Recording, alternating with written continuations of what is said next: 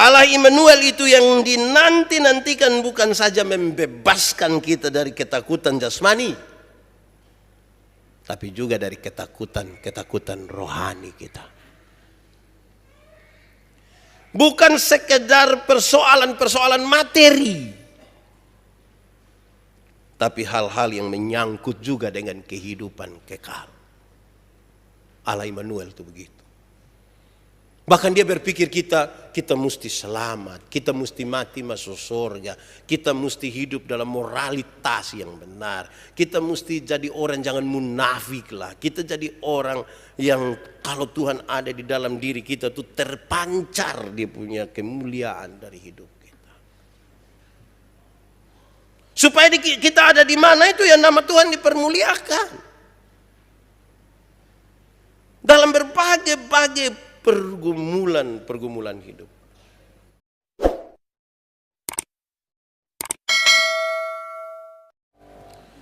Bapak Ibu Saudara-saudara, mari kita berdoa untuk pemberitaan firman Tuhan. Mari berdoa. Ya Tuhan Allah kami mohon kepadamu, kuasailah seluruh akal dan pikiran kami, hati dan hidup kami. Supaya ketika kami mendengarkan firman Tuhan, kami mengerti dan kami mau melakukannya. Kami mohon berikan kepada kami kerendahan hati supaya hidup kami menjadi tanah yang subur dan benih-benih firman yang ditaburkan itu bertumbuh, berbuah di dalam hidup kami. Tuhan jauhkan semua hal yang mengganggu kami, baik yang ada di dalam kami ataupun yang ada di sekitar kami. Terima kasih banyak Tuhan, kami rindu pada firman-Mu. Berfirmanlah bagi kami Tuhan. Di dalam nama Yesus firman yang hidup itu kami berdoa. Amin. Bapak Ibu Saudara-saudara, di Minggu Advent yang keempat, tema yang ditetapkan oleh Majelis Sinode Gemit adalah Immanuel, Allah beserta kita. Pembacaannya terambil dari kitab Yesaya pasal 7 ayat 10 sampai ayat yang ke-17. Yesaya pasal 7 ayat 10 sampai ayat yang ke-17, firman Tuhan berkata demikian.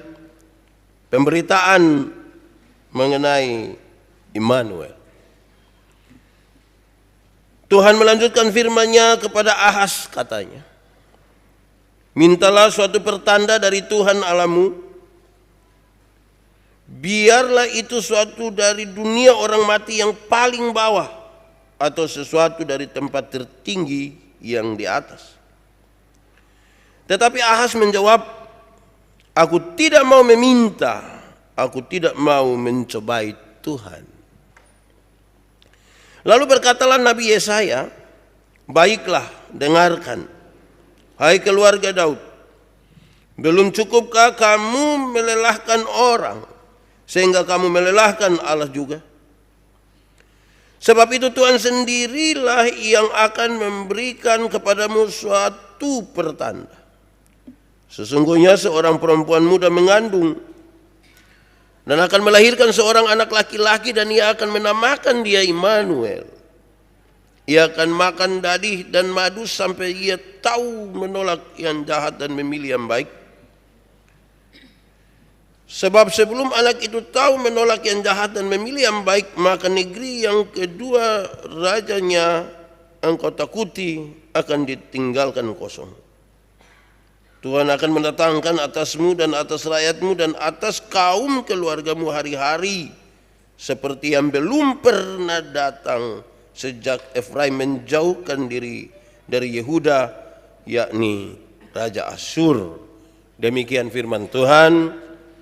Berbahagia setiap orang yang mendengar firman, memelihara dan melakukan dalam hidupnya. Maranatha. Ibu saudara-saudara, shalom. Sekali lagi, shalom. Tema kita adalah Immanuel, artinya Allah beserta kita. Saya mulai dari pertanyaan, apakah memang saudara merasa bahwa Tuhan menyertai saudara? Itu pertanyaan serius itu. Apakah saudara-saudara merasa bahwa Tuhan menyertai saudara? Kalau pertanyaan ini disampaikan ada dua jawaban. Ada yang mengatakan, tidak. Pak Pendeta, saya tidak merasa Tuhan menyertai saya. Kok begitu? Iya. Kalau Tuhan itu memang menyertai saya, kalau memang Tuhan itu ada, lalu kenapa saya alami ini persoalan. Tuhan ada di mana Pak Pendeta? Lantas bilang dia menyertai saya. Itu pertama. Tapi yang kedua, orang akan bilang, iya, Tuhan menyertai saya. Tapi saudara-saudara, apakah pernyataan itu kemudian menjadi sebuah pernyataan yang kita nyatakan ketika kita ada dalam masalah? Saya ulangi, kalau saudara mengatakan bahwa Tuhan menyertai saudara, apakah itu pernyataan yang saudara ungkapkan pada saat ada masalah? Rata-rata saudara, rata-rata berarti ada yang tidak. Kebanyakan orang akan mengatakan Tuhan menyertai saya itu ketika dia sudah bebas dari masalah atau dia sudah tidak ada masalah. Aduh, Tuhan itu terlalu baik, dia sertai saya betul. Tapi waktu ada dalam masalah, betapa sulitnya orang mengatakan Tuhan menyertai saya. Akhirnya kata-kata Immanuel itu, Allah beserta kita, menjadi sebuah pernyataan yang sangat-sangat biasa saja. Hampir-hampir kehilangan nilai ketika orang menyatakan itu, tapi tidak dari sebuah perlindungan yang dalam sekali. Saudara, Immanuel, sebutan ini muncul ketika situasi negara dan politik mengalami krisis dan ancaman besar. Immanuel muncul ketika situasi politik dan negara mengalami sebuah krisis dan ancaman besar. Bangsa Yehuda sedang menghadapi ancaman dari kerajaan Samaria di utara dan bangsa Aram. Raja Ahaz dan rakyatnya mengalami sebuah ketakutan yang sangat besar.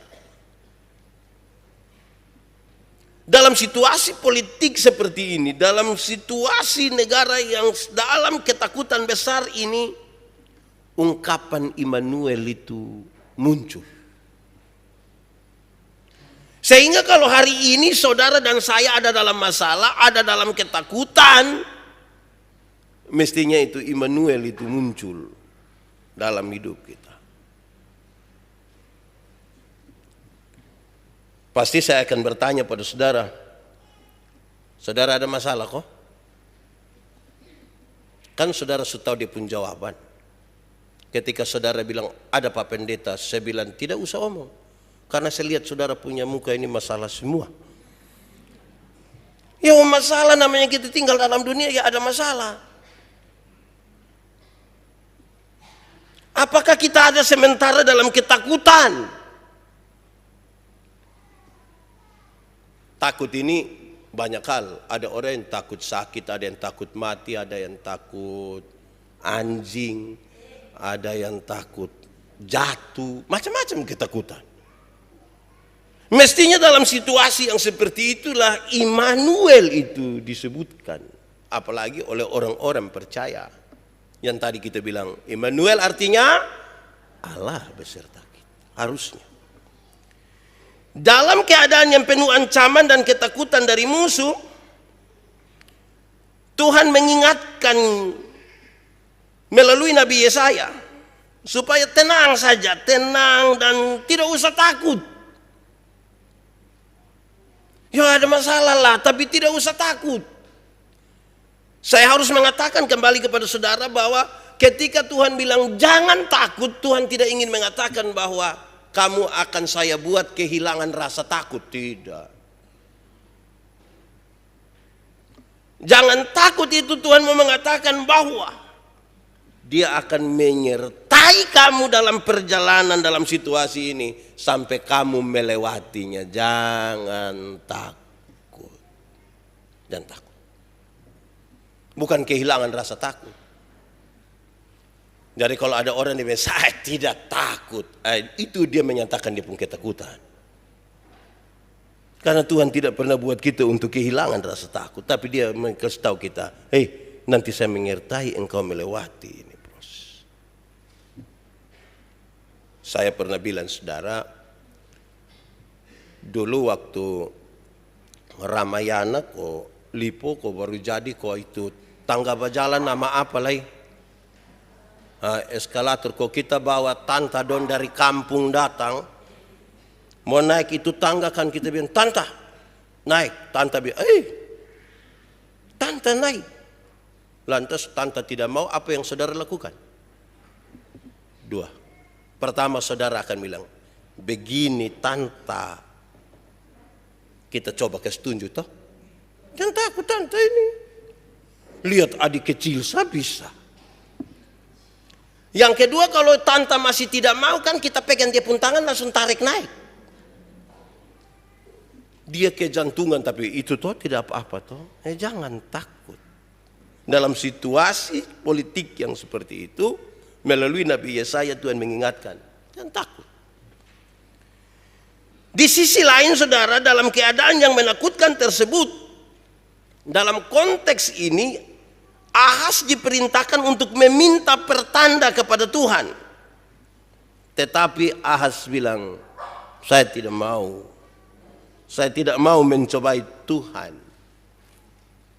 Ahas diberi kesempatan, mintalah pertanda dari Tuhan. Bahkan dari yang paling bawah sampai yang paling atas, mintalah sebuah pertanda. Saya tidak mau. Saya tidak mau mencobai Tuhan. Bahkan Tuhan sendiri yang akan memberikan pertanda kepada umat.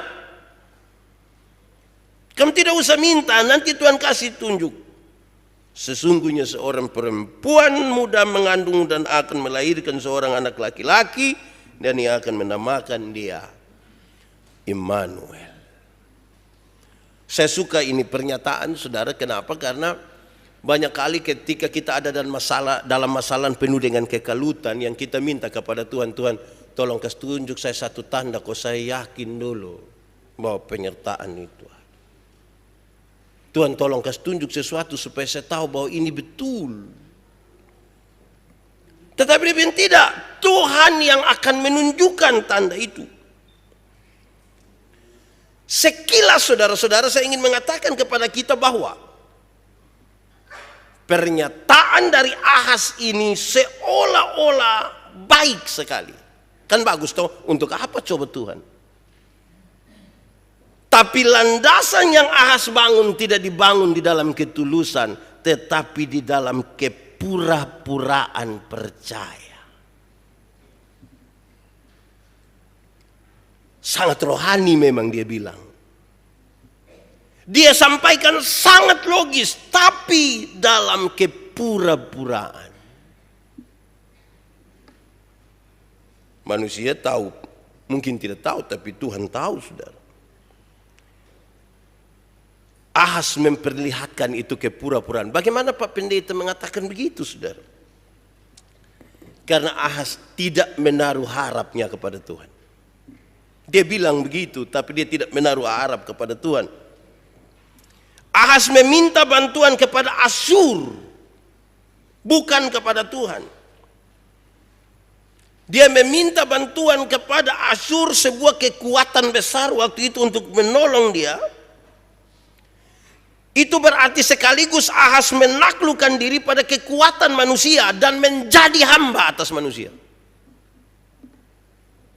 Mulutnya bicara tentang Tuhan, harapannya ditaruh kepada manusia, meletakkan dirinya sebagai hamba atas manusia. Saudara, sikap Ahas ini menjadi bukti seorang pemimpin yang tidak beriman, penuh ketakutan dalam menjalankan pemerintahan. Hasilnya saudara mendatangkan dampak buruk bagi orang-orang yang dipimpinnya. Bicara Tuhan, tidak berharap kepada Tuhan, dia mendatangkan dampak buruk. Kira-kira dia maksud begitu. Saudara, suatu sikap yang dalam pandangan Allah sangat melelahkan umat dan Allah yang ia percayai hidupnya. Kalau kita baca di ayat 13 kira-kira begitu. Yesaya dalam nubuatnya menegaskan bahwa pengharapan Ahaz akan jadi sia-sia belaka. Pengharapan Ahaz kepada Asyur itu akan jadi pengharapan yang sia-sia. Asyur yang diharapkan menjadi tempat bersandar dan berlindung justru akan berbalik menjadi musuh dan akan menghancurkan Yehuda dan mendatangkan penderitaan yang panjang. Yehuda akan menjadi bangsa yang kalah, ayat 17, dan hancur. Saudara, mereka akan hidup sengsara. Berbagai bencana akan silih berganti datang menimpa mereka. Asyur dan Mesir akan menaklukkan mereka, ayat 17 sampai ayat yang ke-25. Dimulai dari mana ini, saudara? Dari mulut yang seolah-olah berkata tentang Tuhan, tetapi sikap yang berharap kepada manusia. Akibatnya, saudara, Ahaz dan keturunannya serta rakyat Yehuda akan mengalami nasib yang mengerikan. Melalui Yesaya, Tuhan sendiri tampil dan berinisiatif menunjukkan tanda kekuatan perlindungan Tuhan terhadap umat pilihannya. Di ayat 12, tanda-tanda itu berupa seorang yang akan dilahirkan melalui perempuan muda yang akan dinamakan dia Immanuel. Karena tema kita tentang Immanuel, Allah beserta kita, saudara, saya kira kita perlu mengingat kembali bahwa Immanuel bukanlah suatu nama pribadi. Yang dimaksudkan dalam teks ini, Immanuel itu bukan suatu nama pribadi, sama kayak bilang, lu nama siapa? Immanuel Manobe, Bapak. Bukan itu. Immanuel yang dimaksudkan di sini, saudara, yang digunakan di dalam Perjanjian Lama, merupakan sebuah kutipan dari tradisi tentang kelahiran seorang penyelamat. Jadi kalau seorang penyelamat yang lahir, selalu disebutkan dengan Immanuel. Immanuel, dia sudah lahir, dia sudah datang. Ini tanda Tuhan menyertai kita. Inilah sebuah makna simbolis yang mengungkapkan iman, dasar dari keyakinan orang Israel, yakni Tuhan semesta alam menyertai kita, dan itu terbukti dalam perjalanan hidup bangsa ini. Mazmur 46 ayat 8, ayat 12, Sakaria pasal 8 ayat 23. Akan datang seorang pemimpin baru yang mendengarkan firman-Nya, yang akan membawa umatnya kepada keselamatan. Seorang raja ideal yang membawa keadilan dan perdamaian. Saudara-saudara, dalam budaya Yahudi, Immanuel adalah nama yang merujuk kepada Mesias, yakni dialah yang diurapi oleh Tuhan. Jadi sudah ada penyelamat sebetulnya, tapi ini penyelamat yang diurapi oleh Tuhan. Karena kalau penyelamat itu tidak diurapi oleh Tuhan, itu penyelamat abal-abal di nama itu. Dia yang Tuhan tunjuk, dialah yang Tuhan pakai. Immanuel adalah pribadi yang diharapkan dan dinanti-nantikan oleh umat Israel untuk membawa pembebasan dan penyelamatan di tengah-tengah penderitaan hidup dan ketakutan dalam hidup. Saudara-saudara, sebagaimana pembacaan tadi, sesuai sifatnya Immanuel itu sosok yang menolak untuk melakukan yang jahat. Menolak untuk melakukan yang jahat, tapi melakukan yang baik. Immanuel itu memperjuangkan kebaikan. Saat kedatangan Immanuel yang dinanti-nantikan itu, itulah datangnya pembebasan dari derita, dari ketakutan, keselamatan, dan kehidupan yang sekarang berkenan kepada Tuhan Allah. Kira-kira penjelasan tentang Immanuel begitu. Supaya orang memahami bahwa penantian akan Immanuel itu penantian yang besar sekali. Rupa-rupanya tidak adil. Dunia penuh ketakutan, penuh ancaman dan seterusnya. Orang merindukan itu Immanuel. Immanuel. Immanuel. Saudara, marilah kita renungkan bagian-bagian tema ini. Immanuel, Allah beserta kita. Yang paling pertama dan paling gampang saya ingin sampaikan kepada kita, Immanuel itu artinya Allah beserta kita. Itu kalimat yang pendek sekali, biasa diucapkan, tapi saudara-saudara, saya ingin kita masuk sedikit lebih dalam untuk memahami Allah beserta kita itu merujuk kepada Allah bukan saja menyertai Pak Yandi, bukan saja menyertai Kak Edwin, bukan saja menyertai siapa-siapa. Allah menyertai kita semua. Jadi Allah menyertai kita, bukan Allah menyertai saya saja, tapi Allah menyertai orang-orang, semua orang Tuhan sertai. Supaya pulang dari sini kita tidak usah membanding-bandingkan penyertaan Tuhan, bilang, aduh enak baik kok Aci ini tidak pernah sakit. Kebotong ini mau tahan sakit mana, sakit hati kok pile kok. Baik kok Tuhan sertai Aci, kok Aci aman. Kami ini sama ke Tuhan cipta dari apa kok. Jangan begitu. Tuhan menyertai kita semua. Tapi kata Tuhan menyertai kita dimulai dari refleksi satu pribadi yang menyatakan bahwa penyertaan Tuhan itu ada. Dan kemudian mari bersama-sama semua umat kita bilang Allah beserta kita. Hasil dari refleksi pribadi-pribadi toh, persekutuan itu dibangun di atas perjumpaan satu orang dengan Tuhan, satu orang dengan Tuhan, satu orang dengan Tuhan, satu orang dengan Tuhan. Lantas kita bersekutu bersama-sama. Inilah ada orang-orang yang masing-masing berjumpa dengan Tuhan, tapi bersekutu bersama untuk berjumpa dengan Tuhan. Immanuel juga begitu. Allah beserta kita, bukan saja saya, tapi saudara. Bukan saja saudara, ada orang lain juga yang Tuhan sertai. Kadang-kadang kita egois sekali, kita rasa Tuhan sertai kita saja, dan orang lain Tuhan tidak sertai.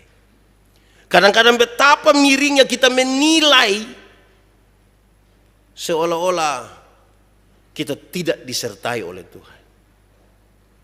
Itu bagian pertama. Bagian kedua, saudara, di dalam Immanuel, sebagaimana penjelasan tadi, Immanuel itu adalah sebuah inisiatif dari Tuhan Allah.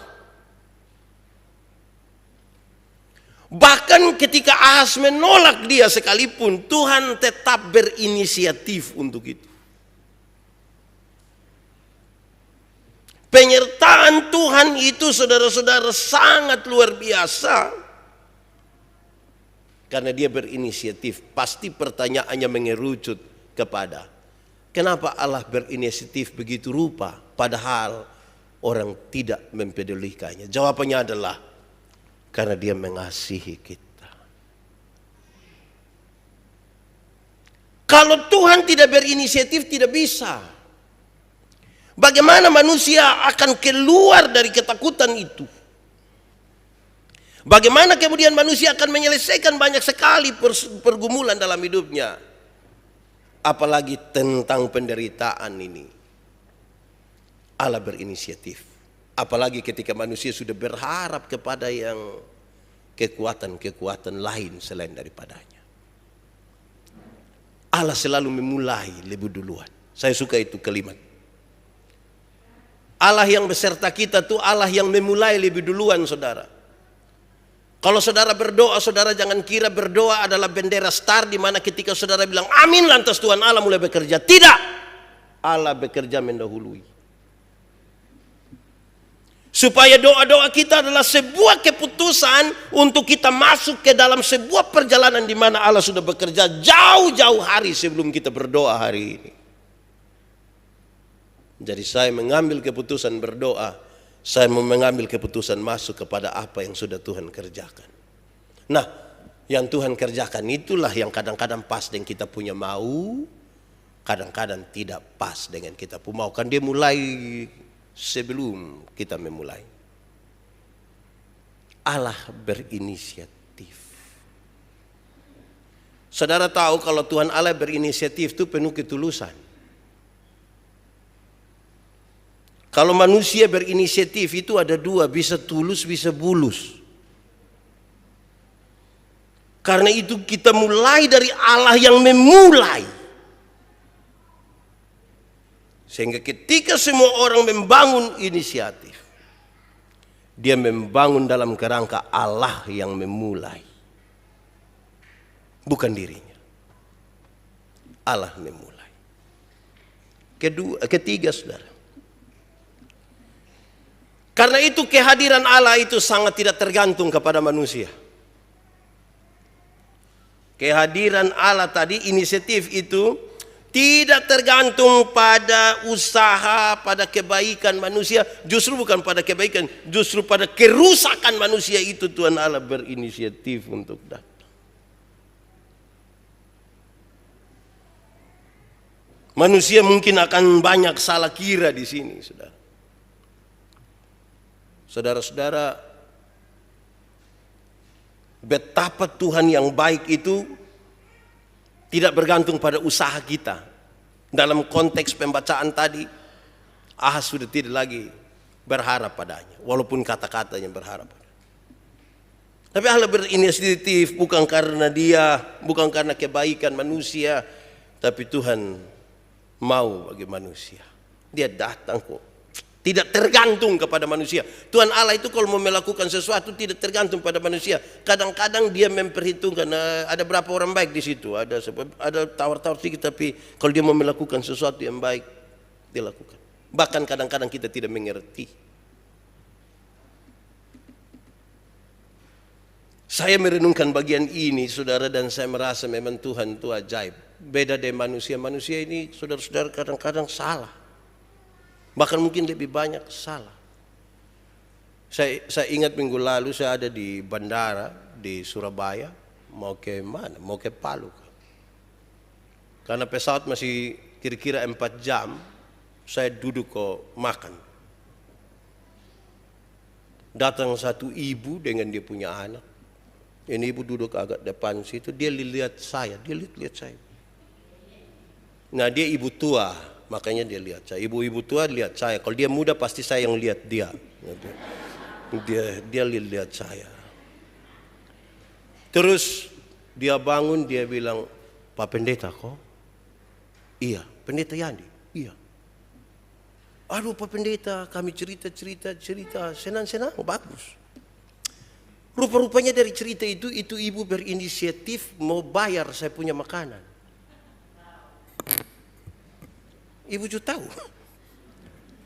Ternyata dia pergi sudah bayar. Dia tanya yang kasir, saya mau bayar untuk Pak Pendeta itu. Sudah dibayarkan. Bolehkah itu uang dikembalikan? Oh, tidak bisa lagi. Aduh, itu pendeta. Iya. Ceritanya hanya begitu. Saya mau kasih tahu saudara, kami banyak yang makan di situ. Semua orang yang makan di situ bayar setelah makan. Hanya saya saja yang pesan habis mau duduk, kasir yang bayar dulu Pak. Saya bayangkan saya muka, ini muka apa? Sampai dia harus yang lain makan habis baru bayar, kalau saya harus bayar mendahului. Saudara lihat ini. Menurut saudara dia percaya, dia yakin saya kok tidak itu. Nanti ketika dia tahu dia ini pendeta, dia aduh itu pendeta, aduh. Saya berulang-ulang kali lihat saya punya wajah ini di cermin. Saya muka tidak bisa dipercaya kah?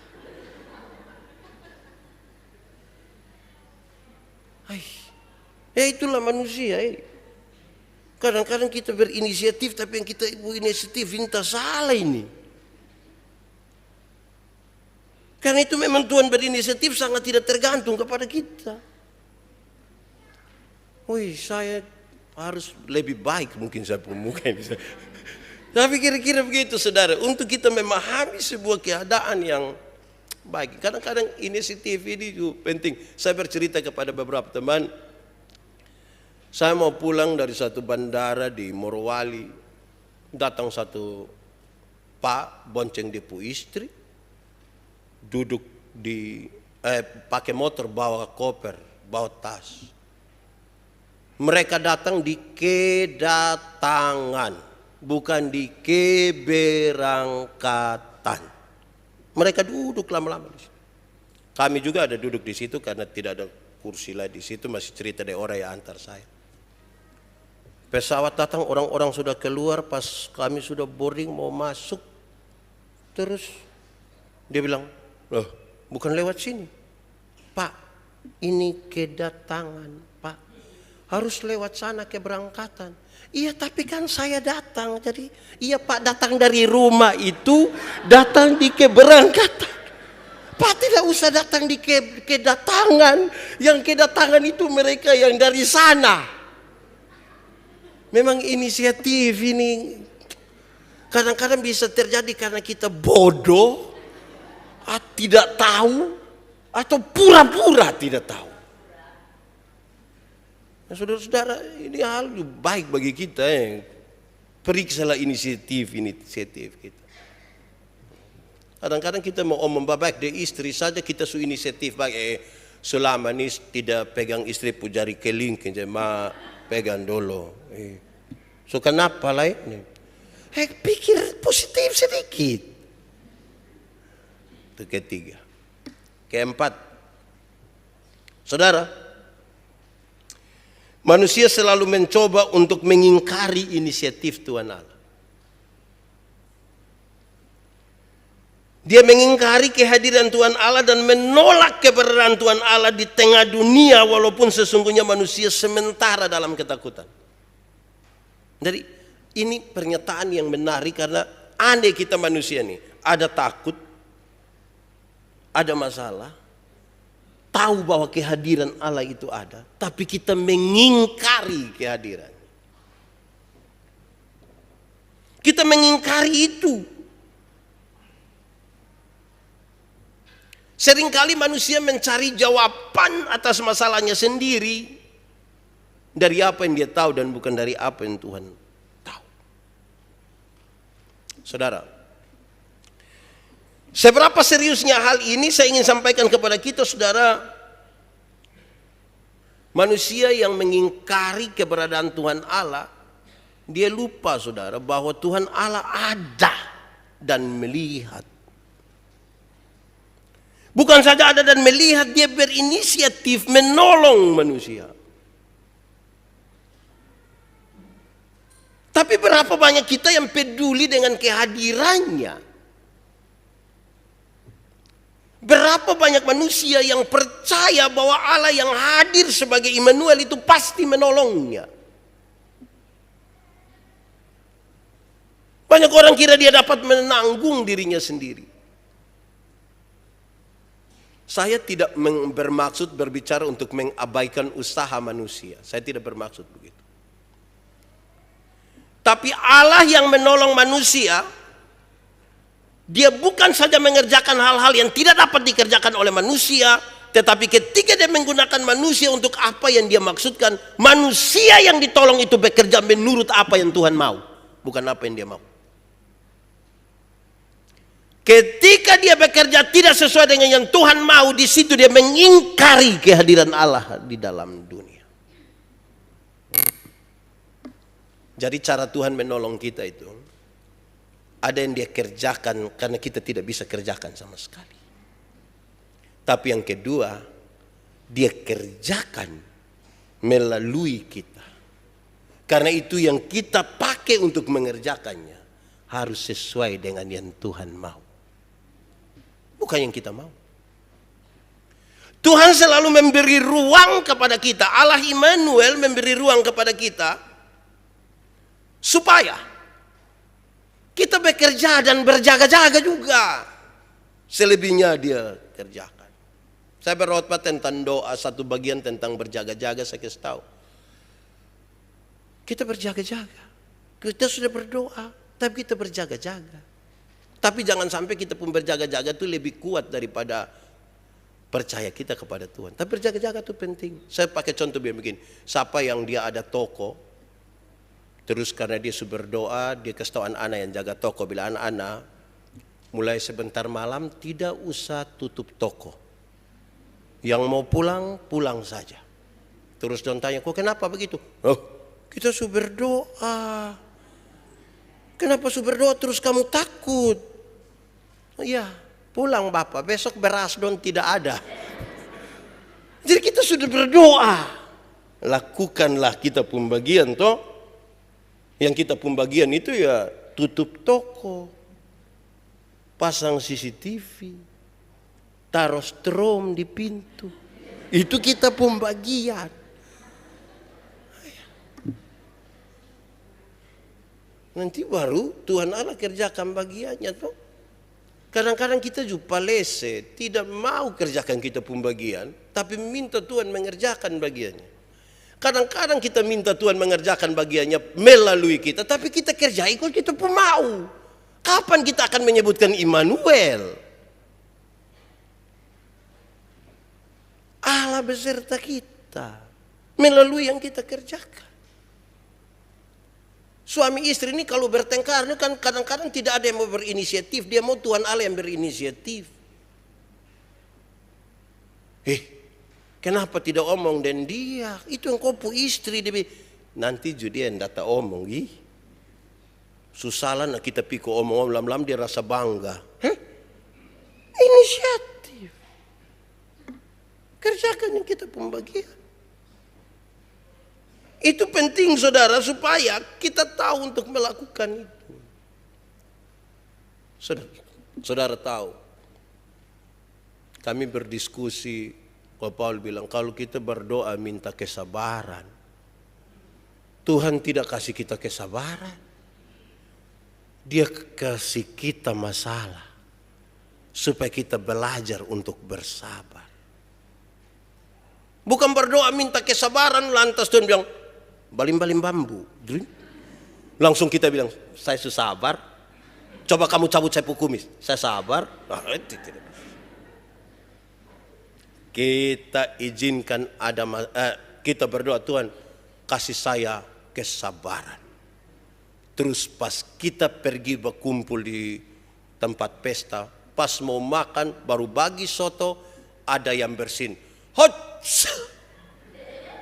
Dia terbang dari sini masuk di kita punya mangkok. Itu kita diberi kesempatan uji kesabaran kita.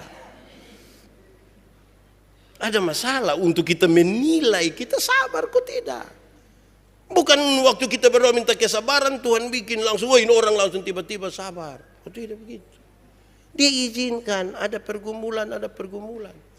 Sampai kadang-kadang kita bukan malaikat, ini bukan malaikat Pak. Memang engkau bukan malaikat. Siapa kalau engkau malaikat engkau tidak nikah dengan dia.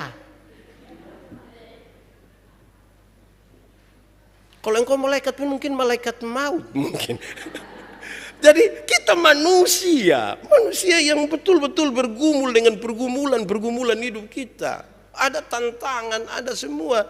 Tapi Tuhan izinkan kita belajar bersama. Terakhir, Allah Immanuel itu yang dinanti-nantikan bukan saja membebaskan kita dari ketakutan jasmani, tapi juga dari ketakutan rohani kita. Bukan sekedar persoalan-persoalan materi, tapi hal-hal yang menyangkut juga dengan kehidupan kekal. Allah Immanuel itu begitu.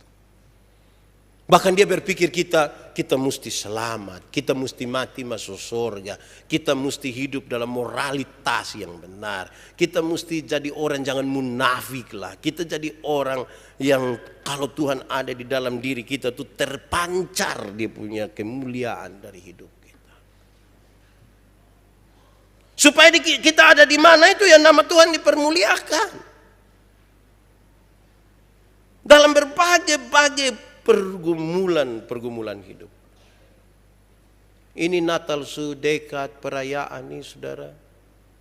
Kan banyak orang berpikir banyak-banyak. Saya lihat jalan-jalan kota mulai padat-padat. Orang-orang mulai sepertinya makin banyak yang akan bikin acara-acara toh. Separuh mulai beli baju. Karena acara ada 3, tidak mungkin dia pakai itu terus. Nanti orang tanya bilang, beli lusin. Jadi kita kadang-kadang mulai terbeban dengan barang yang tidak perlu ini. Kita mulai pikir, aduh baju belum anak don datang kasih tahu bilang, mama celana 1 senap apa, ma baju 4. Itu kan kita bilang, lu ini ke lu pembapa pun keturunan. Tapi kita mau tidak mau. Belum lagi ada sejumlah hal di dalamnya saudara. Ya kita mau belajar Allah Immanuel, Tuhan yang beserta kita tuh Tuhan coba nyatakan apa buat kami nih, ajarkan kepada saya untuk saya memberi makna tentang Allah Immanuel dalam perspektif yang benar itu. Supaya di rumah, bergereja, bermasyarakat betul-betul kita sadar Allah Immanuel ada di dalam kita, ada di sekitar. Di masa raya Advent ini biarlah ini menjadi sebuah bagian pesan yang penting bagi saya dan saudara. Menikmati prosesi perayaan Natal tetapi sekaligus menanti kedatangan Tuhan. Supaya betul-betul kita menikmati apa yang Tuhan mau kerjakan buat kita. Biar dari sehari ke sehari hidup kita makin menyatakan Allah itu Immanuel. Mari kita tunduk kepala di hadapan Tuhan. Kita berdoa. Ya Tuhan Allah, terima kasih banyak. Engkau Allah yang baik bagi kami. Engkau berinisiatif. Karena Engkau tahu kami punya masalah. Dan kami tinggal dalam ketakutan. Bebaskanlah kami Tuhan. Tolonglah kami melalui jalan-jalan yang Engkau kehendaki. Tolong supaya hidup kami yang penuh dengan kemunafikan, penipuan, kami ubah. Sesuai dengan apa yang Tuhan mau, tapi itu digerakkan oleh Roh Kudus.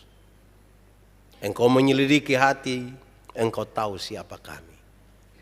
Tolonglah kami Tuhan. Di dalam nama Yesus kami berdoa. Amin.